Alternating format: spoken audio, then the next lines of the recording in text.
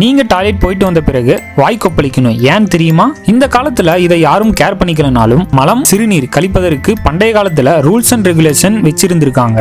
சுற்றுச்சூழலுக்கு தீங்கு வராம இருக்கவும் உடல்நிலை பாதிக்கப்படாம இருக்கவும் இந்த மாதிரி ரூல்ஸ் அண்ட் ரெகுலேஷன் ஃபாலோ பண்ணிட்டு வந்திருக்காங்க நம்ம பண்டைய காலத்து மக்கள். அது எந்த மாதிரி ரூல்ஸ் அண்ட் ரெகுலேஷன் நான் தெளிவா சொல்றேன் கேளுங்க. நம்மை சுற்றி குடியிருப்பதாக கருதப்படும் தேவர்கள், பூதங்கள், ஆவிகள், தாவரங்கள், மூலிகைகள் முதலியவையிடம் நான் இந்த இடத்துல டாய்லெட் போக போறேன், அதனால இங்கிருந்து தள்ளி போங்கன்னு 3 தடவை கைத்தட்டி வேண்டிக்கணும்னு பண்டைய காலத்துல விதிமுறை இருந்துச்சாங்க.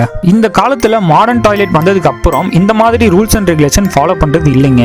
அது ஏன்னா பண்டைய காலத்து மக்கள் டாய்லெட் போகணும்னா காட்டுப்பகுதிக்கு தான் ஒதுங்குவாங்க. அப்படி அவங்க டாய்லெட் போகும்போது அங்க சுத்தி இருக்கிற மரம், செடி, கொடி, சிறு பூச்சிகளுக்கு எந்த தீங்கும் வரக்கூடாதுன்னு அவங்க கிட்ட கம்யூனிகேட் பண்ணிப்பாங்க. அதுவே இப்ப இருக்கிற மாடர்ன் டாய்லெட்ல அப்படி கம்யூனிகேட் பண்ணுற கட்டாயம் எதுவும் இல்லைங்க. அந்த மாதிரி கம்யூனிகேட் பண்ணிட்ட பிறகு தலையையும் மூக்கையும் துணியால் மூடிட்டு லெஃப்ட் சைடு தண்ணி வச்சுட்டு மார்னிங் டைம் நார்த் சைடு பார்த்த மாதிரியும் ஈவினிங் டைம் சவுத் சைடு அதாவது தெற்கு பக்கம் பார்த்த மாதிரியும் டாய்லெட் போகணும்னு பண்டைய காலத்துல விதிமுறை இருந்துச்சுங்க.